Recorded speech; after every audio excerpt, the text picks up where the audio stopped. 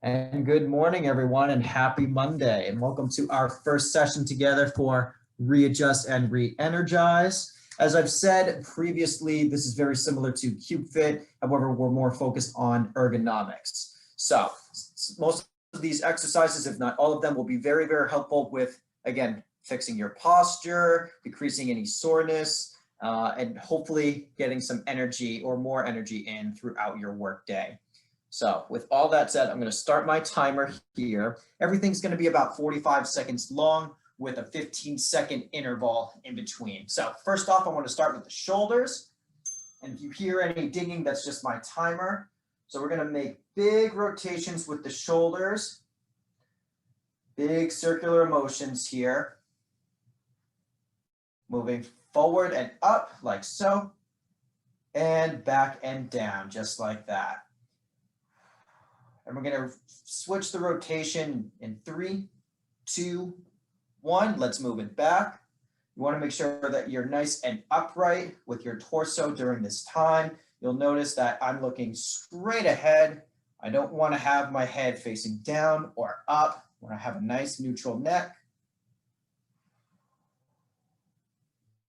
Let's do one more here. And relax. Excellent. All right, so next up, we're going to be working on the core. I'm going to pan down just a little bit for this one. I want you to take your 2 thumbs, and I want one thumb right under your chest plate, and the other thumb is going to be right on the navel or the belly button. And for this one, what I want to do is round the back and let our hands touch and release. So this top hand is doing most of the movement here, while the bottom hand is staying in place. And again, as we move down, I want us to round the back and then we'll straighten our back up. Some of you may want to have a little hyperextension in your back during this time to get a good range of motion in for the torso. Really focus on a good crunch with the core. Now, this is something you can do seated like I am, or this can be a great way for you to practice your crunches on the floor. You can do that at your own time. Right now, we'll stay seated for this set and the next and relax. All right, next up, we're going to do a single leg knee up and extension. So best thing for you to do when the knee comes up, try to get the hamstring off of your seat, okay? So I'm going to have my hands right here on my armrests. 1, 2, just like that. Feel free to let your hamstring rest on the seat as we extend the leg out. You get a good sensation going on in the hamstring. I feel quite a bit in the hip flexors myself, just to really help get some motion in for these legs that tend to be in one position with a 90-degree bend in the knee. All right, let's switch legs now. So you should be working the other leg at this time. We get a couple more exercises after this one, and then we're going to do everything all over again for the second set. All right, relax those legs, and let's go back to working our upper body. For this one, I really want to focus on squeezing the chest without any push-ups or anything like that. And what I want to do here is have my elbows bent at 90 degrees, and I want to tap the hands and then the shoulders. Release and a good squeeze in the back during this time. 1, 2, 3, 4. Letting the hands touch, squeezing the back and squeezing the chest. Now watch my head here. Again, I want to make sure that I have a good neutral position with the neck looking straight ahead. Squeeze the back. Squeeze the chest. Great way to keep the torso nice and tight. And this will really help with the midsection in the spine to make sure that it stays nice and strong while we're working long days at the desk. All right, release that. And the last thing I want to do for our set is a little free hands with a sit and stand on our chair. So the way I want to do this is come up as high as you can. Really focus on the hips. So bring the hips as far forward as you can when you stand up, and then sitting down. For a lot of us, the main focus should be when you sit back down, try not to recline back into your chair. Watch those hips. Get a good squeeze in the glutes as you come up. Big squeeze in the glutes. Just like that. You can have a full rest on the chair when you need to. And I'll say it one more time, try to avoid reclining back into your chair. Last one here.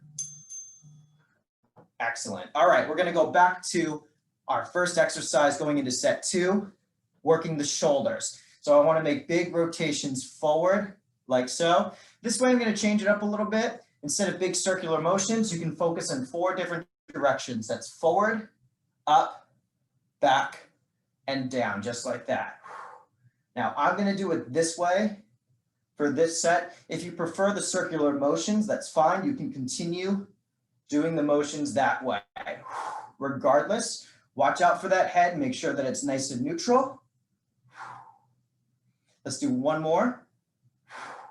And then we're gonna rotate the other way now, moving back.